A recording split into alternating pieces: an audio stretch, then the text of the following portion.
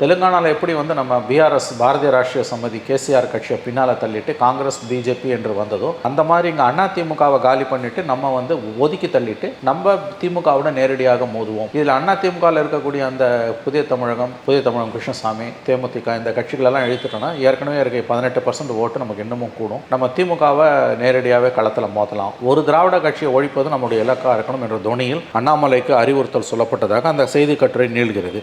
எனக்கு கிடைத்த தகவல் தற்பொழுதைக்கு அதிமுக அண்ணாமலையை மாற்றக்கூடிய சாத்தியக்கூறுகள் இல்லை என்று தான் நான் கேள்விப்படுகிறேன். ஏனெனில் இந்த தோல்வி என்பது அண்ணாமலையால் ஏற்பட்ட தோல்வி கிடையாது. தமிழ்நாட்டில் யாரை தலைவராக போட்டிருந்தாலும் இந்த தோல்வி ஏற்பட்டு இருக்கும். இன்னொன்று, நம்ம அதிமுகவோட கூட்டணி சேர்ந்து 4 சீட்டு ஜெயிக்கிறதால என்ன லாபம் என்று தான் அமித்ஷாவும் மோடியும் நினைக்கிறார்கள். ஏன்னா அதை தவிர வந்து பெண்களுக்கான இலவச பேருந்து, காலை உணவு திட்டம், மாணவர்களுக்கான காலை சிற்றுண்டி திட்டம், இவையெல்லாம் வந்து உண்மையிலேயே வந்து ஆன்டி இன்கம்பன்சி இருந்ததுனாலும் திமுக ஒரு பெரிய எட்ஜை கொடுத்துருக்கு. திமுக மேலே வந்து ஒரு பெரிய வெறுப்பு வளரல. அதை நம்ம ஆக்சுவலாக கன்சீட் பண்ணி தான் ஆகணும். ஜெயலலிதா கருணாநிதி மரணத்துக்கு பிறகு பிஜேபியோட கணிப்பு என்பது, அமித்ஷா மோடி கணிப்பு என்பது தமிழ்நாட்டில் லாங் டேர்மில் அடுத்த 10 வருஷத்தில் தாங்கள் வளர்வதற்கு வாய்ப்பு இருக்குது. அதில் ஒரு திராவிட கட்சி ஒழியணும். அது திமுகவை இப்போதைக்கு ஒழிக்க முடியாது. இப்போ நம்ம போய் அதிமுகவோட சேர்ந்து 10 சீட்டு வாங்கி 7 சீட்டு ஜெயிக்கிறதால ஒரு பிரயோஜனமும் இல்லை. போட்டோம், திமுகவே ஜெயிக்கட்டும். அதிமுக பலவீனம் அடைவதைத்தான் மோடி விரும்புகிறார். திமுக ஆட்சியில் தொடர்வது பற்றி அவருக்கு கவலை இல்லை. அதனால தான் இந்த அசைன்மெண்ட் அமித்ஷா மூலமாக அண்ணாமலைக்கு கொடுக்கப்பட்டிருப்பதாக நான் அறிக்கிறேன். இந்த செய்தியில் டு லார்ஜ் எக்ஸ்டென்ட் உண்மை இருக்குன்னு தான் நான் நம்புகிறேன். இந்த இடத்துல தான் நம்ம கவனிக்க வேண்டிய விஷயம் என்னன்னு கேட்டிங்கன்னா, அசெம்பிளி வரைக்கும் பெரிய தவறுகள் எதுவும் நடக்காமல் ஸ்டாலின் பார்த்து கொண்டார் என்றால், இன்னும் அதிருப்தியில் இருப்பவர்களையும் அரவணைக்கக்கூடிய காரியத்தை செய்வாரே ஆனால், அதிமுக ஒன்றுபடாமல் இருக்குமே ஆனால், பாஜக அதிமுக உறவு வராமல் இருக்குமே ஆனால், 4 கார்னர் ஃபைட் விஜயெல்லாம் வந்தால் கூட இவங்களுக்கு ஸ்கோப் அதிகம். திமுக வந்து ஆட்சியை கைப்பற்றுவதற்கான வாய்ப்புகள் தான் அதிகம். பட்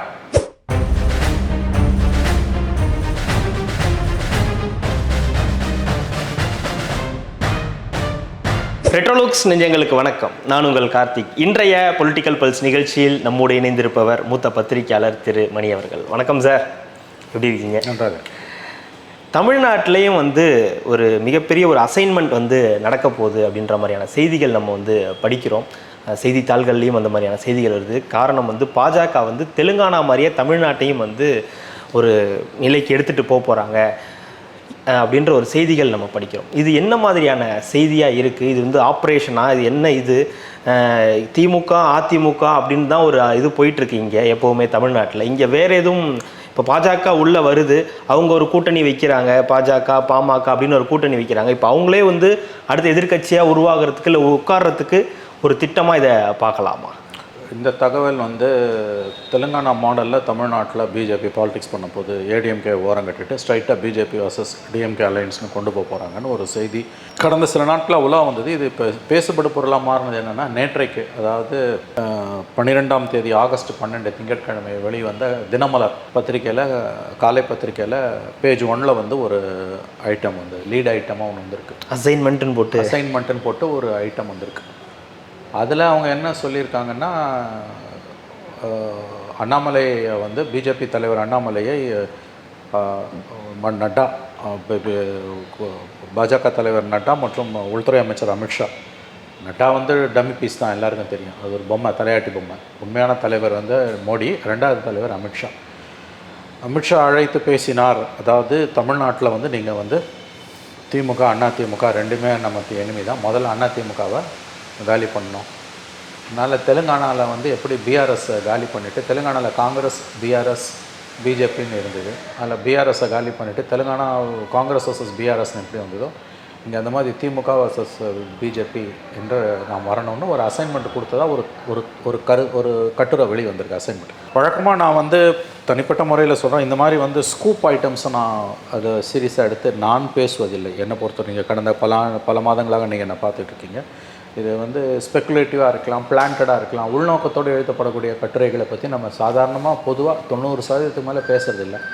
பட் சில நேரங்களில் நாம் பேச வேண்டிய நிர்பந்தத்துக்குள்ளாகிறோம். அந்த செய்திகளில் வந்து ஓரளவு உண்மை இருக்கிறது. லாஜிக்கலாக பார்த்தாலே வந்து அதில் ஸ்கோப் இருக்குது பேசுறதுக்கு. நான் மட்டும்தான் நம்ம பேசுவோம். அதனால தான் நம்ம இதை பேசுகிறோம்.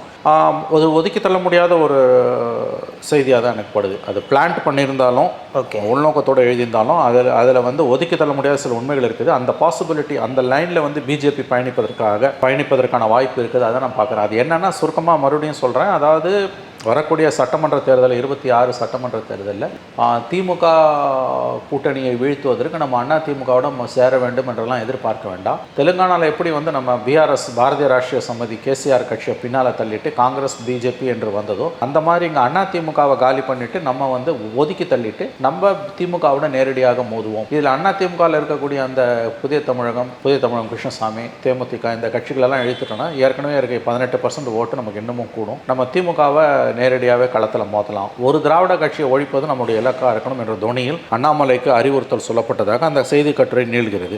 இது ஏற்கனவே நான் கேள்விப்பட்ட செய்தி, நாமும் கேள்விப்பட்டிருக்கிறோம். 2 திராவிட கட்சிகளில் ஒரு கட்சியை முதல்ல ஒழிக்கணும்னு மோடி விரும்புகிறாரு. அதில் ஜெயலலிதா மறைவுக்கு பிறகு அதிமுக வல்னரபுளாக இருக்குது. அதுவும் இப்போ டிடிவி வெளியில் போன பிறகு, ஓபிஎஸ் வெளியில் போன பிறகு, எடப்பாடி இந்த பார்லிமெண்ட் எலெக்ஷனில் படுதோல்வியை சந்தித்த பிறகு 40-0 திமுக கூட்டணி வந்ததுன்றது பிஜேபி தான் தோற்றதை நினச்சி ஒன்றும் பெருசாக வருத்தப்படல. அதிமுக சைபர் ஆனதை நினச்சி வருத்தப்படுது. எனக்கு 2 கண்ணு போனாலும் 1 கண்ணு போனாலும் பரவாயில்ல, எதிரிக்கு 2 கண்ணு போகணுன்ற அந்த ஒரு உயர்ந்த நோக்கத்தில் பிஜேபி வந்து மகிழ்ச்சியாக இருக்கிறது என்று சொல்லுகிறார்கள். ஜெயலலிதா மரணத்திற்கு பிறகு, கருணாநிதி மரணத்திற்கு பிறகு தமிழ்நாட்டில் நாம் வளர்வதற்கு ஒரு வாய்ப்பு இருக்குது, ஸ்கோப் இருக்குதுன்னு பிஜேபி உறுதியாக நம்புது. அதனால் இந்த நடந்து முடிந்த மக்களவைத் தேர்தல்களில் தனக்கு தோல்வி ஏற்பட்டாலும் வரும் காலங்களில் குறிப்பாக அடுத்த தேர்தலில் இன்னொரு புஷ் கொடுக்கறது மூலமாக ஏடிஎம்கேவை இன்னமும் பலவீனப்படுத்த முடியும். இதுதான் நமக்கு இப்போ முக்கியம். திமுகவோட வெற்றியை தடுப்பதை விட அதிமுகவை இன்னமும் பலவீனப்படுத்துவதுதான் தன்னுடைய நோக்கம் என்ற முடிவுக்கு பிஜேபி வந்திருப்பதாக ஏற்கனவே நான் கடந்த 2-3 மாதங்களாக குறிப்பாக தேர்தலுக்கு பிறகு கேள்விப்பட்டேன். அதனை மெய்ப்பிக்கும் விதமாகத்தான் இந்த தினமலர் கட்டுரை இருக்கிறது. இந்த கட்டுரை ஒரு ஒதுக்கி தள்ள முடியாத கட்டுரை. அதில் சொல்லப்பட்ட விஷயங்கள் வழக்கமாக இந்த போன்ற ஸ்கூப் நியூஸ், பிளான்டட் நியூஸை நான் பெரிதாக நம்புவதில்லை. ஆனால் இந்த முறை அதில் உண்மை இருப்பதாக நம்புகிறேன். ஏனெனில் கடந்த 2 மாதங்களாகவே காற்றில் வரக்கூடிய செய்திகளின் ஒரு மறு ஒலிபரப்பாகத்தான் இந்த செய்தி கட்டுரை இருப்பதாக நான் பார்க்கிறேன். நீங்கள் குறிப்பிட்ட பொழுது சொன்னீங்க அண்ணாமலையிடம் வலியுறுத்தப்பட்டிருக்கு அப்படின்ற மாதிரி. அப்போ அண்ணாமலை அவர்களை மாற்றுவதற்கான அந்த சாத்தியக்கூறுகள் இல்லை அப்படின்னு நம்ம எடுத்துக்கலாமா? I think so. இப்போதைக்கு அண்ணாமலை மாற்றப்பட மாட்டார் என்று தான் நானும் கேள்விப்படுகிறேன். அவர் இந்த மாத இறுதியில் இங்கிலாந்தில் ஒரு 3 மாத கால படிப்புக்காக ஒரு சர்டிஃபிகேட் கோர்ஸ் மாதிரி அது வந்து அந்த ஷெவனிங்கர் ஸ்காலர்ஷிப் பண்ணுவாங்க. வழக்கமாக ஜேர்னலிஸ்ட் போவாங்க, இப்போ பாலிட்டிஷியன்ஸ் போகிறாங்க. 13 வாரங்கள் அங்கே படிப்பதற்காக போகிறார். போயிட்டு ஜனவரி 1 வீக்கில் புத்தாண்டுக்கு பிறகு தான் அவர் தமிழகம் திரும்புகிறார். அந்த இடைப்பட்ட காலத்தில் யாராவது ஒரு இடைக்கால தலைவரை போடலாம், இல்லை அங்கேருந்தே கூட ஆப்ரேட் பண்ணலாம். எனக்கு கிடைத்த தகவல் தற்பொழுதைக்கு அண்ணாமலையை மாற்றக்கூடிய சாத்தியக்கூறுகள் இல்லை என்று தான் நான் கேள்விப்படுகிறேன். ஏனெனில் இந்த தோல்வி என்பது அண்ணாமலையால் ஏற்பட்ட தோல்வி கிடையாது. தமிழ்நாட்டில் யாரை தலைவராக போட்டிருந்தாலும் இந்த தோல்வி ஏற்பட்டு இருக்கும். இன்னொன்று, நம்ம அதிமுகவோட கூட்டணி சேர்ந்து 4 சீட்டு ஜெயிக்கிறதால என்ன லாபம் என்று தான் அமித்ஷாவும் மோடியும் நினைக்கிறார்கள். ஏன்னா திரும்ப அதிமுகன்னு தான் நீங்கள் வந்துட்டு இருக்குது. ஆனால் கருணாநிதி ஜெயலலிதா மரணத்துக்கு பிறகு இங்கே அதிமுகவில் ஒரு சரிவு ஏற்பட்டிருக்கு. டிடிவி தினகரன் தனி கட்சி ஆரம்பித்து வெளியில் போயிட்டார். ஒரு 3-5% ஓட்டு அவர் எடுத்துகிட்டு போயிட்டார். ஓபிஎஸ் வெளியில் போனோன்னே ஒரு சின்ன சரிவு இருக்குது. இதை தவிர ஜெயலலிதா மறைவுக்கு பிறகு ஒரு 5% ஓட்டு நிரந்தரமாக வெளியில் போயிடுச்சு. ஆகவே அதிமுகவோட வாக்கு வங்கி என்பது இன்றைக்கி 20-22% தான். இது வந்து பெருசாக அவங்க இதே நிலை நீடித்தால் அடுத்த ஒரு தேர்தல் அதிமுக மேலும் பலவீனப்பட்டால் அதற்கு பிறகு இங்கு நாம் வளர்வதற்கான வாய்ப்பு இருப்பதாகத்தான் பிஜேபி நினைக்குது. 2 திராவிட கட்சிகளுக்கு ஒன்று ஒழிந்தால் நல்லது என்று மோடி விரும்புகிறார். அது அதிமுக காணாமல் போவது இங்கு பிஜேபி வளர்வதற்கான ஸ்கோப்பை உருவாக்கும். ஏன்னா டார்கெட் அவங்களுக்கு ஈஸியாக இருக்கா? அதிமுகன்ற டார்கெட் ஈஸியாக இருக்கு. எஸ், ஈஸி தான். ஏன்னா ஜெயலலிதா மறைவுக்கு பிறகு அந்த பழைய வலிமை அந்த கட்சிக்கு இல்லை என்பது உண்மை. நீங்கள் பார்த்தீங்கன்னா ஜெயலலிதா மறைவுக்கு பிறகு சந்தித்த 3 தேர்தலில் அவங்க தோற்று தான் போயிருக்காங்க. 2 பார்லிமெண்ட் எலெக்ஷனில் வாஷ் அவுட், அது 2வது எலெக்ஷனில் 0. அசம்பிளி எலெக்ஷனில் 66 சீட்டு ஜெயித்தாலும் ஆட்சியை பறி கொடுத்துருக்காங்க. உள்ளாட்சி தேர்தலில் படுதோல்வி. அதுக்கு பிறகு உள்ளாட்சி தேர்தல் படுதோல்விக்கு பிறகு ஓபிஎஸ் வழியில் போயிருக்காரு. இன்னைக்கு தொடர்ந்து தோல்விகளை சந்திச்சா எந்த கட்சியுமே வந்து மெல்ல மெல்ல கரைய ஆரம்பிக்கும். அதிமுக கரைய ஆரம்பித்திருக்கிறது.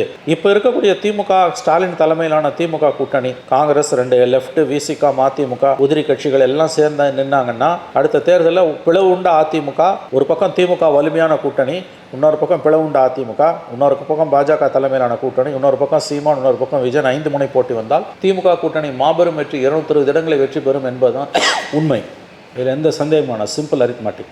ஏன்னா இதில் கீழே வந்து ஆன்டி இன்கம்பன்சி இருந்ததுன்னா கூட இந்த தவப்புதல்வன் திட்டம், இந்த பெண்களுக்கான அதில் வந்து பெண்களுக்கான 1000 ரூபாய், அப்புறம் வந்து அந்த கல்வி அது என்ன பேர் அந்த ஸ்கீம் 1000 ரூபாய், தமிழ் புதல்வன் திட்டம் மாணவர்களுக்கு 1000 ரூபாய்,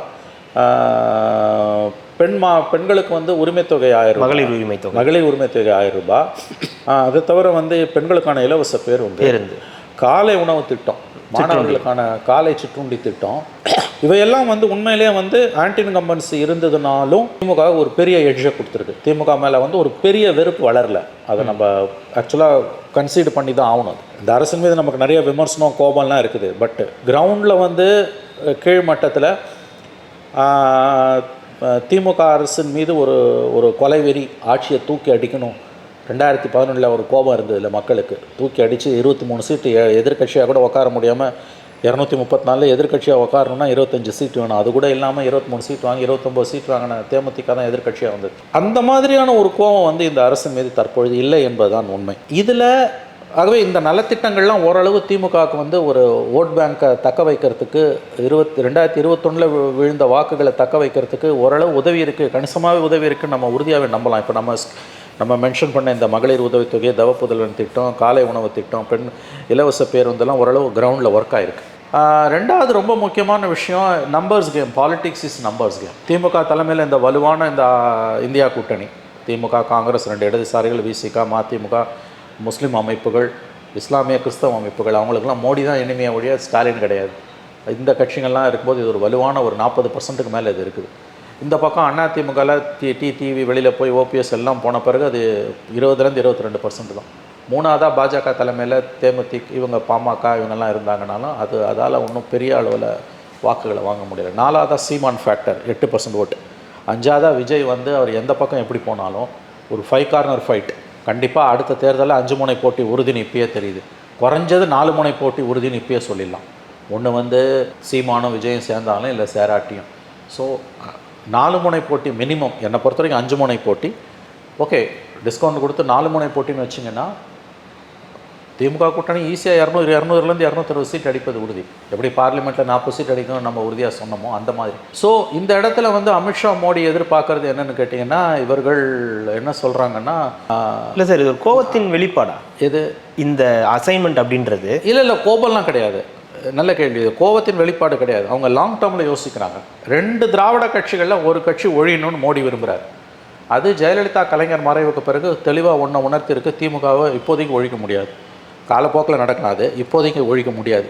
இப்போ வந்து வல்னரபுளாக இருக்கிறது அதிமுக. ஜெயலலிதா மரணத்துக்கு பிறகு அதிமுக வாக்கு வங்கியில் ஒரு குறிப்பிடத்தக்க அளவு சரிவு ஏற்பட்டிருக்கு என்பது உண்மை. 30% 32% 35% இருந்த கட்சியோட வாக்கு வங்கி இன்னும் 20% தான் இருக்குது. அரௌண்ட் 20 to 20% வச்சுலாம் நீங்கள் சத்தியமாக ஜெயிக்க முடியாது. வேற அவங்களோட வாக்கு வங்கி என்பது எனி கிவன் டே இந்த அலையன்ஸோட வாக்கு வங்கி என்பது 40 கிராஸ் பண்ணுது. 40 கிராஸ் பண்ணி போகுது. மறுபடியும் சொல்கிறேன் கருத்து, அதாவது வந்து மினிமம் 4 முனை போட்டி அடுத்த தேர்தலில் உறுதி.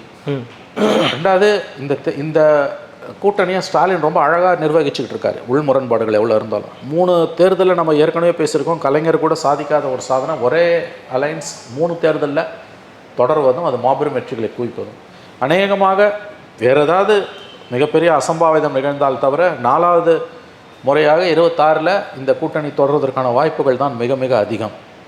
அப்படி தொடரும் பட்சத்தில் எதிர்க்க அது 4 முனை போட்டியாக இருக்கும் பட்சத்தில், இந்த கூட்டணிக்கு எதிரான வாக்குகள் 3ஆக உடையும் பட்சத்தில், பெரிய அளவில் ஆன்டி இன்கம்பன்சி இல்லாத பட்சத்தில், இந்த நலத்திட்டங்களோடு சேர்ந்து வேறு சில நலத்திட்டங்களும் சேரும் பட்சத்தில் நிச்சயமாக இந்த கூட்டணி வந்து 200 சீட்டுக்கு மேலே அடிப்பதற்கான வாய்ப்புகள் அதிகம் தான் நான் பார்க்குறேன். இது வந்து இப்போ இது அவர்களுக்கு வந்து நன்றாக தெரிகிறது. பிஜேபி அலையன்ஸுக்கு வந்து பிஜேபிக்கு வந்து இது அண்ணாமலை அமித்ஷா மோடி கம்பைனுக்கு வந்து இது தமிழ்நாடு வந்து உங்களுக்கு சேலஞ்சிங்கான ஸ்டேட். ஒரு லைட் போஸ்ட்டை கேட்டால் கூட அது ஆன்டி டிஎம்கே நான் சொல்லுவேன்.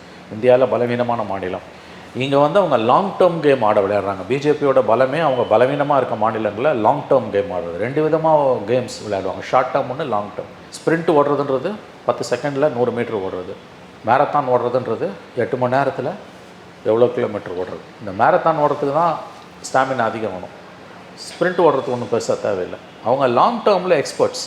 இல்லை, அதான் இப்போ நீங்கள் சொல்கிற அந்த லாங் டேர்ம் அப்படின்றது இந்த 2026 கிடையாது, அப்படி வச்சுக்கலாமா? 2026 லாங் டேர்மில் தான் வருது. ஒரு தேர்தலில் நம்ம வந்து அவங்க புறக்கணிக்கணும். அதாவது வந்து தோத்தா பரவாயில்ல, 26ல் நம்ம போட்டி போட்டு நம்ம வந்து நம்மளோட பலத்தை நிரூபிப்பது சொற்ப அளவில் வந்தாலும் கன்சல்டேட் பண்ணுறதுன்றது அதிமுக மேலும் பலவீனப்பட உதவும்.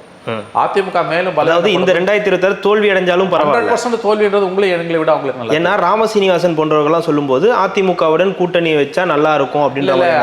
அது வந்து அவங்க ஒரு செக்ஷன் அப்படி பேசுகிறாங்கன்றது உண்மை. ஏன்னா அவங்களுக்கு வந்து திரும்ப திரும்ப தேர்தலில் நின்று தோற்று போகக்கூடிய ராமசீனிவாசன் போன்றவர்களுக்கும் அல்லது அந்த கட்சியில் உள்ள மற்ற சிலர்களுக்கும் ஒரு அழற்சி இருக்குது. அவங்களுக்கு வந்து ஒரு தோக்க ஒரு அழற்சி வரும் இல்லையா, யாராக இருந்தாலும் அவங்களுக்கும். அதனால் தாங்கள் வெற்றி பெற வேண்டும், ஒரு எம்எல்ஏ ஆகணும், எம்பி ஆகணும் என்ற ஆசை ராமசீனிவாசனுக்கோ அவரை சார்ந்தவர்களுக்கோ இருப்பதில் ஆச்சரியம் ஒன்றும் இல்லை, அதில் தவறு ஒன்றும் இல்லை. ஒரு வானதி சீனிவாசன் வந்து பலமுறை தேர்தலில் நின்று தோத்த பிறகு எம்எல்ஏ ஆன மாதிரி ராமசீனிவாசனும் அடுத்த முறை தான் எம்எல்ஏ ஆவதைத்தான் விரும்புவார். ஆனால் அதற்கு வாய்ப்பு வந்து 26ல் குறைவு. ஏன்னா அவர் அதிமுக அல்லது திமுக இந்த 2 பேரில் யாராவது ஒருத்தர் கூட சேரலைன்னா எத்தனை முறை நின்னாலும் ராமசீனிவாசன் தோப்பார்ன்றது தான் உண்மை. அந்த எத்தனை முறைன்றதை நீங்கள் எப்படி வச்சுக்கலாம், அதுக்கு அடுத்து 2-3 தேர்தலாவது அவங்க தோக்கணும்.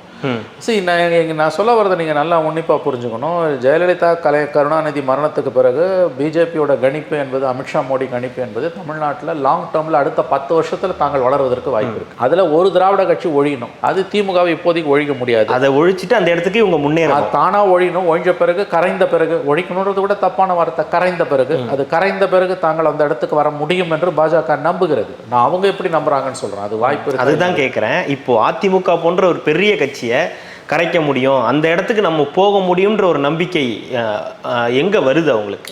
அதைத்தான் நான் சொல்கிறேன் உங்களுக்கு. இப்போ இந்த 2 பெரிய ஆளுமைகளோட மரணத்துக்கு பிறகு இந்த 2 கட்சியும் பலவீனமாக இருக்குன்னு அவங்க நம்புகிறாங்க. அதில் அவங்க நினச்ச அளவுக்கு திமுக பலவீனப்படலை. ஸ்டாலின் கன்சல்டேட் பண்ணிட்டார். ஜெயலலிதா மரணத்துக்கு பிறகு, கலைஞர் மரணத்துக்கு பிறகு 3 வருஷம் பொறுத்து நடந்த தேர்தலில் சாலிடாக கன்சல்டேட் பண்ணி ஒரு ஆட்சியும் கொண்டு வந்துட்டார். கலைஞர் மரணத்துக்கு பிறகு ஒரு பார்லிமெண்ட் எலெக்ஷனும், ஒரு அசம்பிளி எலெக்ஷனும், ஒரு பார்லிமெண்ட் எலெக்ஷனும், 2 பார்லிமெண்ட், ஒரு அசம்பிளி நினச்சி சாலிடாக ஆட்சியை கன்சல்டேட் பண்ணிட்டார். கையில் பவர் இருந்ததுன்னா 1000 யானைகளோட பலத்துக்கு சமம். அது அவங்ககிட்ட இன்றைக்கி திமுக கிட்ட இருக்குது. பிஜேபியும் தன்னுடைய திமுக எதிர்ப்பை நிர்வாக ரீதியாக சற்றே கட்டுப்படுத்தி இருக்குது. நீங்கள் இப்படி பார்த்தீங்கன்னா இந்த மாதம் 18ஆம் தேதி, 4 நாளில் வந்து ராஜ்நாத் சிங் பாதுகாப்புத்துறை அமைச்சர் சென்னை வந்து கருணாநிதியோட 100ஆண்டு விழா நினைவு நாணயத்தை வெளியிடுறார். இந்த மரியாதையெல்லாம் வெறும் நிர்மலா சீதாராமன் லெவலில் கொடுக்க முடியாது. மோடியோட கிரீன் சிக்னல் இல்லைன்னா இது நடக்காது. அப்போ திமுகவோடு ஏதோ ஒரு விதத்தில் வந்து ஒரு சாஃப்ட் கார்னரை ஏற்படுத்தி கொள்ளத்தான் பிஜேபி விரும்புது. ஏன்னா திமுக கிட்ட 22 எம்பிஸ் இருக்குது. நாளைக்கு என்ன வேணால் நடக்கலாம். அவங்க போய் சேருவாங்கன்னு நான் சொல்லலை. இவங்களுடைய பிஜேபி எதிர்ப்பு என்பது சற்றே கூட தணிந்து போகலாம். அதெல்லாம் எதுவுமே நடக்காதுன்னா நீங்கள் சொல்ல முடியாது. அதாவது போய் ஆதரிக்கிறதுக்கு நேரடியாக கட்டி பிடிச்சிக்கணும்னு அவசியம் கிடையாது. மறைமுகமாக 1000 விதங்கள் ஆதரிக்கலாம் ஆளுங்கட்சியை. அதுக்கு அரசியல் தெரிஞ்சவங்களுக்கு அது தெரியும். இப்போ நான் எதுக்கு உங்களுக்கு இதை நான் திரும்ப சொல்கிறேன்னா, இந்த 2 பேர் கருணாநிதி ஜெயலலிதா மரணத்துக்கு பிறகு தமிழ்நாட்டு அரசியலில் தாங்கள் வளர்வதற்கான ஒரு ஸ்கோப் இருக்குன்னு பிஜேபி நம்புது. அதில் திமுகவை வீழ்த்துறதை விட அதிமுக வீழ்த்துறது ஈஸின்னு அவங்க நினைக்கிறாங்க. அந்த எண்ணத்துக்கு வலு சேர்க்கும் விதத்தில் தான் 21 தேர்தல் தோல்விக்கு பிறகு அதிமுக தொடர்ந்து பலவீனப்பட்டு கொண்டே வருகிறது. அடுத்த 2 தேர்தல்களில், அடுத்த ஒரு அசம்பிளி, அடுத்த ஒரு பார்லிமெண்ட்டில் அதிமுக தோல்வி அடைந்தால் அந்த இடம் வந்து வேக்கண்ட் கிரியேட் ஆகும். அந்த ஆன்டி டிஎம்கே ஓட் பேங்க்ன்ற அந்த வேக்கன்சி இருக்குல்ல, நீங்கள் அதிமுகன்றது எப்படி புரிஞ்சுக்கணுன்னா ஆன்டி டிஎம்கே ஓட் பேங்க். அந்த ஆன்டி டிஎம்கே ஓட் பேங்க் வந்து மேலும் மேலும் பலவீனப்படும் போது அது திமுக பக்கம் போகாது, வேறு எங்கேயா தான் போகும். அப்போ அந்த ஸ்பாட்டை வந்து தன்னால் ஃபில்லப் பண்ண முடியும், தன்னால் எக்ஸ்ப்ளாய்ட் பண்ண முடியும்னு பிஜேபி நம்புது. But it's a long game. அது 26ல் நடக்காது, 29ல் கூட நடக்காது, 31ல் நடக்கலாம், அதுக்கு அடுத்த ஆண்டுகள் நடக்கலாம். இட்ஸ் ஒரு 10-year பிளான் அது. இப்போ நம்ம போய் அதிமுகவோட சேர்ந்து 10 சீட்டு வாங்கி 7 சீட்டு ஜெயிக்கிறதால ஒரு பிரயோஜனமும் இல்லை. போட்டோம், திமுகவே ஜெயிக்கட்டும். அதிமுக பலவீனம் அடைவதைத்தான் மோடி விரும்புகிறார். திமுக ஆட்சியில் தொடர்வது பற்றி அவருக்கு கவலை இல்லை. அதனால தான் இந்த அசைன்மெண்ட் அமித்ஷா மூலமாக அண்ணாமலைக்கு கொடுக்கப்பட்டிருப்பதாக நான் அறிகிறேன். இந்த செய்தியில் டு அ லார்ஜ் எக்ஸ்டென்ட் உண்மை இருக்குன்னு தான் நான் நம்புகிறேன். இது வந்து வழக்கமாக இந்த மாதிரி பிளான்ட் நியூஸில், ஸ்கூப் நியூஸில் வந்து நான் அதை பெரிதாக எடுத்துக்கொள்வதில்லை. ஆனால் இந்த முறை எனக்கு என்ன தோணுதுன்னா அதில் உண்மை இருக்குன்னு தான் எனக்கு படுது. ஏன்னா தமிழ்நாட்டில் இப்போ நடக்கக்கூடிய சம்பவங்கள் தன்னுடைய திமுக எதிர்ப்பை பிஜேபி குறிப்பிடத்தக்க அளவுக்கு மட்டுப்படுத்தி கொண்டிருக்கிறது. கருணாநிதியோட நூற்றாண்டு விழா நினைவு நாணயத்தை வெளியிடுவதற்கு, 100 ரூபாய் நாணயத்தை வெளியிடுவதற்கு ரக்ஷா மந்திரி யார், பாதுகாப்புத்துறை அமைச்சர், ஒரு senior minister, is the number 2 parliament கேபினெட்டில் நம்பர் 2 வந்து ராஜ்நாத் சிங், அமித்ஷா கிடையாது. ராஜ்நாத் சிங் வருகிறார்னா அது திமுகவுக்கு அவங்க கொடுக்கக்கூடிய முக்கியத்துவம். திமுகவுக்கு கொடுக்கக்கூடிய முக்கியத்துவன்றதை தாண்டி அதிமுக கொடுக்கக்கூடிய செய்தி. ஸோ இந்த செய்தி தினமலரில் வந்திருக்க செய்தி பிஆர்எஸ் மாதிரி இங்கே நீங்கள் அடித்து காலி பண்ணுன்றது வந்து அது நடக்குமா நடக்காதான்றது வேறு விஷயம். அடுத்த தேர்தலில் 4 முனை அல்லது 5 முனை போட்டி, மினிமம் 4 முனை போட்டி வருவதன் மூலமாக பிஜேபி சைபரானாலும் பரவாயில்ல, அதிமுக இன்னும் பலவீனம் அடையும். திமுக ஆட்சிக்கு வந்தால் வந்துட்டு போட்டோம். அதற்கு அடுத்த தேர்தல்களில், அதற்கு அடுத்து வரக்கூடிய தேர்தல்களில் நாம் நம்முடைய பொசிஷனை கன்சல்டேட் பண்ணிக்கலாம். லாங் டேர்மில் நம்ம வந்து இங்கே ஒரு பெரிய ஃபோர்ஸாக வளரலான்னு ஒரு நம்பிக்கை, ஒரு நோக்கம் பிஜேபிக்கு இருக்குது. அவங்களுக்கு 15% ஓட்டு வந்துனா கூட வந்து அவங்களால நிறையா தீமைகளை தமிழ்நாட்டில் செய்ய முடியும். அதனால் கண்டிப்பாக வந்து இந்த செய்தி என்னை பொறுத்த வரைக்கும் தினமலரில் வந்திருக்கக்கூடிய அந்த அண்ணாமலைக்கான அசைன்மெண்ட் என்ற செய்தி உண்மை என்று தான் நான் பார்க்கிறேன். அப்படி ஒரு திட்டம், அப்படி ஒரு அசைன்மெண்ட் அப்படின்றது உண்மைனா, அப்போ தமிழ்நாட்டுக்கு ஒரு தலைவரை, பாஜகவின் தலைவரை ப்ரொமோட் பண்ணிகிட்டே இருப்பாங்களா? ஒரே தலைவரை அண்ணாமலை? இல்லை, அதெல்லாம் வந்து ஷஃப்லிங் ஆகிட்டே இருக்கும். இப்போதைக்கு இமீடியட்டாக அண்ணாமலையை மாற்றுறதுக்கு வாய்ப்பு இல்லைன்னு தான் எனக்கு தோணுது. இந்த 3.5 மாதம் ஒரு 13 வாரம் இங்கிலாந்து போகிறதால வந்து அந்த பீரியடில் இங்கே ஒரு தலைவரை போடணும்னு அவசியம் என்ன? Elections R far away. Election எங்கேயோ கிடக்குது, இன்னும் 22 மாதத்துக்கு மேலே இருக்குது. 21 மாதம் இருக்குது. 21 மாதம் எலெக்ஷன் இருக்கும்போது இப்போ இங்கே ஒரு தலைவரை போடணுன்றலாம் அவசியமே கிடையாது உங்களுக்கு. அப்படின்னா ஒரு அதிமுக இதை சுதாரிக்கிறதுக்கு வாய்ப்பு இருக்கா? சுதாரிச்சாங்கன்னா அதிமுகவுக்கும் நல்லது, தமிழ்நாட்டுக்கும் நல்லது. ஆனால் எடப்பாடியோட பிடிவாதம், இந்த பக்கம் வந்து ப்ரோ பிஜேபி லைன் எடுக்கிற மற்ற அதிமுக தலைவர்களுடைய அந்த சுயநலம், இது ரெண்டுமே வந்து அதிமுகவில் ஒற்றுமையை சாத்தியப்படாமல் செய்து கொண்டிருக்கிறது. நல்லா ஞாபகம் வச்சுக்கோங்க, எடப்பாடி பிடிவாதமாக இருக்காருன்னா பிடிவாதமாக இருக்கார் உண்மை. மற்ற தலைவர்கள் யோகிய சீலர்களானா இல்லை, அவங்க ப்ரோ பிஜேபி லைன் எடுக்கணும்னு விரும்புகிறாங்க. ப்ரோ பிஜேபி லைன் எடுத்திங்கன்னா அதிமுக உள்ள வாக்கு வங்கி, சிறுபான்மையின வாக்கு வங்கி கணிசமாக வெளியேறுது. எடப்பாடி அதை ஒத்துக்க மாட்டேன்றார். தமிழ்நாடு அரசியல் அடுத்த 5 ஆண்டுகளுக்கு குறைஞ்சபட்சம் டெல்லியில் மோடி பிரதம மந்திரியாக இருக்கிற வரைக்கும் எழுதி வைத்துக் கொள்ளுங்கள், ஆன்டி பிஜேபி ஆன்டி மோடியாக தான் இருக்கும். இங்கே இருக்கக்கூடிய 14-16% சிறுபான்மையின வாக்குகள் வந்து கண்டிப்பாக வந்து ஸ்டாலின் அரசாங்கத்தின் மீது அவர்களுக்கு எவ்வளவு வருத்தம், கோபம், அதிருப்தி இருந்தாலும் அவர்கள் கண்டிப்பாக வந்து போய் அங்கே சேர மாட்டாங்க. எங்கள் பிஜேபிக்கு போய் ஓட்டு போட மாட்டாங்க. அவங்க திமுகவுக்கு எதிராக வாக்களித்து திமுகவை வீட்டுக்கு அனுப்ப வேண்டும் என்ற அளவுக்கு திமுக அரசு வந்து மிகப்பெரிய தவறு அல்லது பாவம் எதையும் செய்யலைன்னு நான் நம்புகிறேன். நிறைய அதிருப்தி இருக்குது, வருத்தங்கள் இருக்குது இந்த அரசின் மீது. ஆனால் இந்த அரசு ஒழிஞ்சா போதுன்ற கோபம் வந்து மக்களுக்கு இன்னமும் வரலன்னு தான் நான் நம்புகிறேன். அது உண்மையும் கூட. அந்த அளவுக்கு வந்து பர்சனலாக வந்து இப்போ எனக்கே கூட நீங்கள் பார்த்தீங்கன்னா, டு மீ பர்சனலி வந்து இந்த அரசின் மீது நிறைய வருத்தம் இருக்குது, கோபம் இருக்குது. பட் இந்த அரசு ஒழிஞ்சு போனால் போதுன்ற எண்ணம் எனக்கு வரல, நிச்சயமாக வரல. வருத்தம் இருக்க ஒழிய இவங்க மேலே வந்து கொலைவெறி கோபம் வரவில்லை. இவங்க நிறைய தப்பு பண்ணுறாங்க. ஆனால் இவங்களை விட்டுட்டு வேற ஒருத்தரை கொண்டு வந்து அங்கே உட்கார வைக்கணுன்ற எண்ணம் வந்து அதிமுகவையோ அல்லது பிஜேபியோ கண்டிப்பாக வர முடியாது. ஒரு மாற்று வேணுன்ற எண்ணம் இப்பொழுதைக்கு வரவில்லை. இதுதான் பெரும்பாலான மக்களோட கருத்துன்னு நான் நம்புகிறேன். இந்த இடத்துல தான் நம்ம கவனிக்க வேண்டிய விஷயம் என்னன்னு கேட்டிங்கன்னா, அசெம்பிளி வரைக்கும் பெரிய தவறுகள் எதுவும் நடக்காமல் ஸ்டாலின் பார்த்து கொண்டார் என்றால், இன்னும் அதிருப்தியில் இருப்பவர்களையும் அரவணைக்கக்கூடிய காரியத்தை செய்வாரே ஆனால், அதிமுக ஒன்றுபடாமல் இருக்குமே ஆனால், பாஜக அதிமுக உறவு வராமல் இருக்குமே ஆனால், 4 கார்னர் ஃபைட் விஜயெல்லாம் வந்தால் கூட இவங்களுக்கு ஸ்கோப் அதிகம். திமுக வந்து ஆட்சியை கைப்பற்றுவதற்கான வாய்ப்புகள் தான் அதிகம். பட் இது பெரிய தவறுகள் எதுவும் கட்சியாலேயும் நடக்கக்கூடாது, கள்ளக்குறிச்சி மாதிரி பெரிய அசம்பாவிதங்கள் நடக்காமல் இவங்க பார்த்துக்கணும்.